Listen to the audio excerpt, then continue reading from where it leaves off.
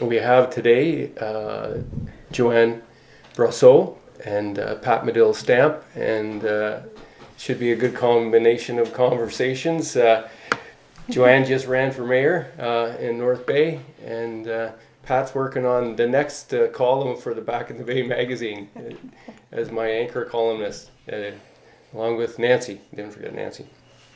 And Ian. You've met Ian. Yes. Well, we've emailed. Yeah, he's a writer. He likes to write for sure. Johanne, you just came off what would be North Bay's historic municipal election, because this is the first time 5 women were elected to council, so to balance the gender 5-5 as far as that goes. And you came within 724 votes and 5% of beating Peter Cherico, who was considered a bit of a front runner, considering his municipal and other past as far as president of the chamber, current or just leaving, and he ran for MP. So your campaign, you were deputy mayor. No, you weren't deputy mayor last year. You were number 2. I think, on council, and you were chair of community services. Yes. Yeah. So, what did you think of the election and the outcome as far as the campaign goes? As far as the campaign goes, we ran a good campaign. It was all mostly volunteers on my team. We created a plan, we agreed with it, and we stuck to our plan. It was important for me to always take the high road. To show integrity and to state facts, not misinformation, or never had a spin on the truth. And that I'm glad that we stuck to our mission or our vision, and we stuck with that. There was a lot of arguments sometimes that people wanted me to deflect from that, but it's like, this is who I am, and I have to be myself. It was a busy 4 months. I announced in June, and we started organizing and get going. And keep in mind that even though by the end of mid-August we stopped having council meetings, I was still a councillor, and I am still a councillor till November 15th at noon, and I'm still the chair of community service. So I still meet with staff and address citizens' concerns and facilitate activity that way. Well, what did you think about the campaign, the ebbs and flows? Like, it's a psychological ride, no doubt. Was it what you thought it would be? I didn't expect the spin on the truth, and maybe I should have addressed that right off the bat when something like that was shot at me. Though I felt that even though I did sometimes address it, the spin had more attention than the truth.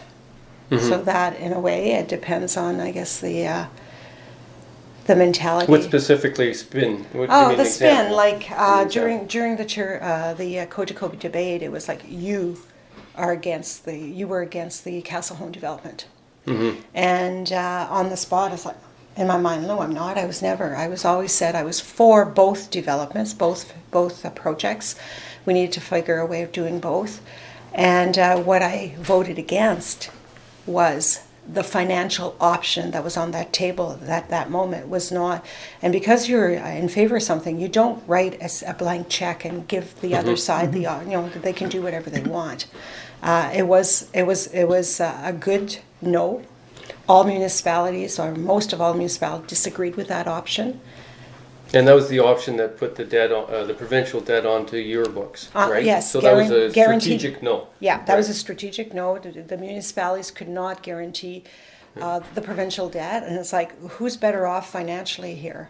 Who's the bigger guy? So had you voted yes on that, and everybody went away with it, the city would have been on the hook for holding the provincial debt. And probably handcuffed for 15 years and limited to how much money we could borrow. Yeah. At the end of the day, Vic Fideli went back to Queen's Park and got that changed. Mm-hmm. That the government was going to guarantee its own portion of the debt. Yeah. And after that, it got to, I believe, all of Ontario is benefiting from that now, not just North Bay, or because of the Castle Home project. So you guys held your ground for the right cause, really? Yes, I held my ground for the right cause. But he managed to spin it, and it, sort of resonate with people. Yeah. But they didn't really understand. No, Yeah. no. And it's interesting so many people like came to me and said the Vallon report. And when I would say, well, it was a well-read report, well-written report, easy read, well done. And I'd say, did you read it? No. No. And then I said, well, how can you have an opinion on it? I didn't say that, but how can you have an opinion on something you haven't read? So you're just listening to rumors and spinning that partial truth even more. Yeah. So that was disappointing in a way. And I've always, if I have a concern or I've got a question, I go and research it and find out what it's all about. And that, but not everybody I've learned. does. No, I know not everybody's me. So I learned.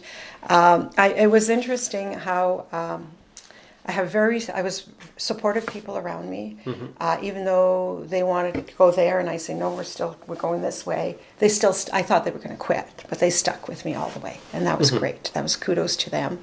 There was a lot of events, and not only with the events came a lot of questionnaires to answer, and you have to really be thoughtful of how you answer, because that's words that are being published and could come back and haunt you in 2-3 years down the road.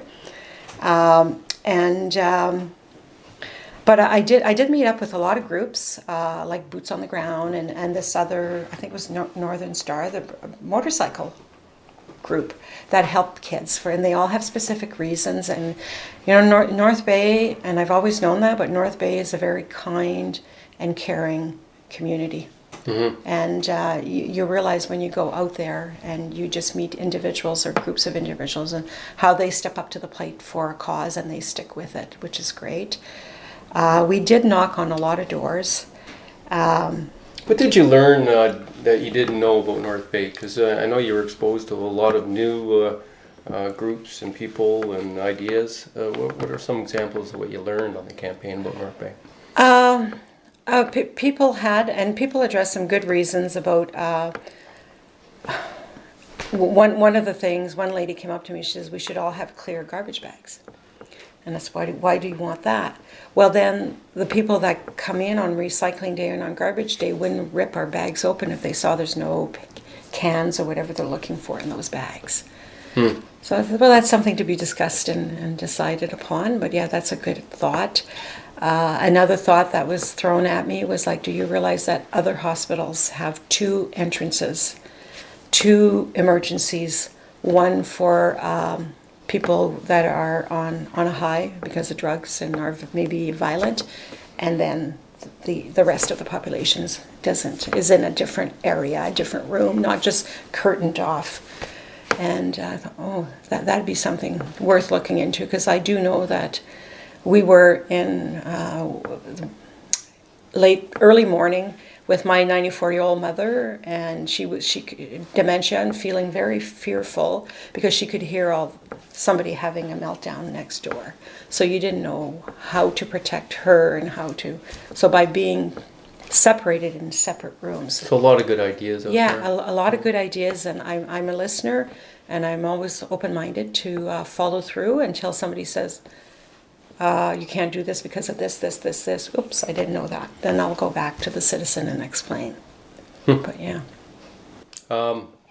What's your plan B?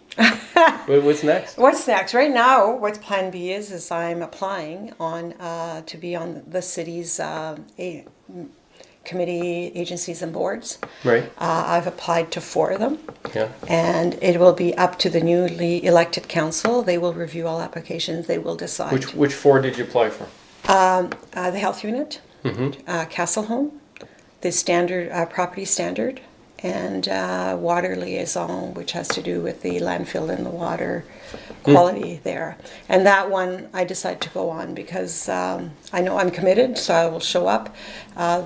A lot of people sometimes think that a small committee is not important, but when there's no quorum, you can't have the meetings, and then you violate government rules. So it's important to have committed people on those committees. Any strategies you'd do different if you had the campaign to run again? Other than, not attacking, but addressing spin. I would have, I would have addressed spins, but it was hard because I hardly had media coverage. For one media, anyway, if you Yeah, which one do you keep mentioning? The Nugget. Yeah. The Nugget gave me, when we launched, Mm-hmm. it gave me a paragraph and didn't talk about my platform. And then 5 days later, Mr. Chirko gets half a page. Right. And then I never got anything else, ever. Did they attend your launch? They attended the launch. Who was it? Was it Greg or Jennifer? It was a guy.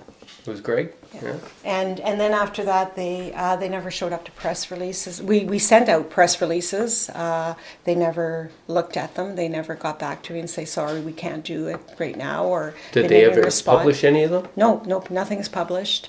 Never showed up to the press conference. Didn't even, again, no. So it was like, okay, are you guys... Well, I know they're short-staffed. Well, And yeah. I know a little bit about Jennifer and Greg, and I know Greg was just starting there when the election campaign kicked off. But I do know they don't have an editor that's local. That's the problem. They don't have a local editor. Yeah. They have a guy that lives out of town that's pulling that, and they don't have anybody. PJ was gone. Yeah. Mark was gone a year ago. So they don't really have good, strong editorial direction.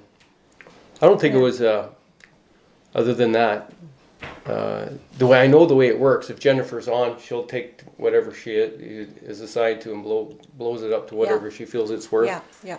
And Greg may have been more worried about sports that day. Yes. And Jennifer wasn't on. Right. I don't know if it was, I wouldn't say, it was more incompetent journalism than conspiracy, as far as I would think. Yeah. But I mean, it is what it is. But I'm just stating the facts. Yeah, sure. I'm just stating facts. I hear you. So you'd have to do a little bit more work to get more media coverage, I guess. Yeah, to get more media coverage. So I did have. Having said that, Yes. Jump on in, Pat. that's no secret. I supported Monique Smith, and I did some work on her campaign when she was running both times. While the Nugget was ignoring Monique or putting a negative spin on Monique, papers in Muskoka were singing her praises and saying she was the best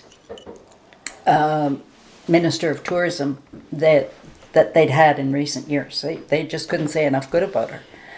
And I know for a fact that she did some really good work towards promoting tourism in North Bay, because she, for example, she invited me to be part of a video that they were doing about the arts in North Bay. As it turned out, it wasn't, my segment wasn't published because, or didn't follow through with, because it was filmed in winter and my studio was closed in the wintertime. But she was trying to make North Bay more than just, a snowmobile ice fishing town. She under her mandate, that's what she was aiming for. Like, there's more to North Bay than you think. So she was really working hard, but I think that the local media weren't always fair to her. I got one example for that because I was right in on that one. I met with Monique and Keith Pacey after their initial launch and their complaints about the NUG coverage, and they thought it was anti-liberal, pro-conservative. And I remember one incident where it was an example they brought up. There was a headline. It was right after the federal caucus was here. And the headline was about the Liberal caucus costs, I don't know, $300,000 or $30,000 in security or something like that. So it was a Liberal story with it was a Liberal federal caucus meeting. The headline was Liberal such and such, and it was a negative because of the cost of security and policing right here. But it had nothing to do with the provincial election that was coming up. It had to do with the federal caucus, right? And I know that the editor at the time did lean a little bit right as far as his outlook goes. But that one wasn't actually meant to be anti-provincial Liberal or Monique. that was just him putting a negative spin on the caucus and the cause. So there's a lot that happens that sometimes gets misconstrued. I know that Keith, I outed him because he was planting stuff online about me being anti-woman under an assumed email name, under assumed name. And that was the same thing. They were saying, Vic's anti-woman. They were saying I was anti-woman just because I was critical of Mick. And I pride myself on being equal opportunity shit disturber. Oh, And how lucky we are. Oh, and we love you for that. And I think I've proven that even Yeah. recently, right? So, although I understand that, I don't necessarily think it's the gender issue of coverage. It might be no. personality clash. It might be some political leaning differences. Yeah. And then again, there's that's always there sometimes, but there's so many other nuances involved. It's really hard to say. But sometimes the gender issues are so subtly dealt with that, only the person on the receiving end is fully aware of the implications. Well, I understand, and then sometimes there's other things that are going on that amplify it and make it look like everybody's in the same boat. But I just know that journalistically, editorial, there's so many different personalities involved that it's really hard to. Although I admit that we were all sort of raised in a bit of a. We're all raised in a somewhat male-dominated society, right? Mm-hmm. So we have those sort of outlooks and thoughts that we have to wrestle with and get through to be as objective as we can, right? And it's tough. So, I don't know. I think that issue is really worth a lot more discussion. Yeah. And I think I saw Catherine Morton. Yes. She posted something about that she was questioning the after the municipal election media coverage, thinking that there should be more featured and focused on the 5 women winning seats in council, right? Mm-hmm. And so I said I'd love to be on a panel of people involved with journalism and media and other aspects of it discussing this issue, because I know it's a topic that everybody's interested in. But I think there's a lot more information that would help everybody sort of see, not necessarily that it doesn't happen, but just see how it happens, if it happens, and when it happens, right? Yeah. Anyways, are there other thoughts? Oh, well, you know what? I when I first looked at that neighbor issue with Chirico, I was going to go around to your neighbors and McMeady's neighbors and ask them what they thought of you guys, right? You should have. Well, I thought, why I didn't, is that I didn't want to pull them into it if they, they might not want to be pulled into a political story. They weren't the ones that reached out to me, right? And exactly. They were, right? Yeah. So, that issue wasn't necessarily, not, you don't live beside a road allowance. No, I don't. Right? And no. neither does McVitie, I don't think. So there wasn't that many parallels enough for me to want to ask your neighbors. But now, I want to ask you. Yeah. What do you think they would have said? They all like me. They all love us. Yeah. The ones that just moved in 2 years ago might have not. They want their privacy. They have children. But the one on my left, they've been around forever, and actually they were very supportive of me. How long have you lived there? I've lived there now for 6 years. Yeah. And before that, it was over 30. For me, 30. For my husband, 35 years in our starter home. Yeah. If you were living beside somebody with a road allowance and you're at odds with them and for almost 2 decades, do you think that's fair game for a story in the middle of a political campaign? Well, I can tell you that that neighbor contacted me in early September. Oh, okay. And wanted signs put on the road lines, and I'm not going there. I chose not to go there. Oh, okay. Okay? So that was take the high road for me. Okay? So that was at the beginning of September. She contacted me. Yeah. Do you think it was a fair news story? Or, I think it was. yeah, I think it considering was. the issues. No, and actually, you just didn't want to go there because you were in a campaign against the guy. Yeah. And actually, and by coincidence, ended up at the dentist before your article was printed. And somebody congratulated me and just said, "I hope you're in the mayor's chair next week." And I don't know, who are you? He was the other neighbor you interviewed. Oh, Talk about coincidence. I was like, what? And then I read your article, so that was coincidence. North Bay's small. it is a small town. Small town times. Yeah.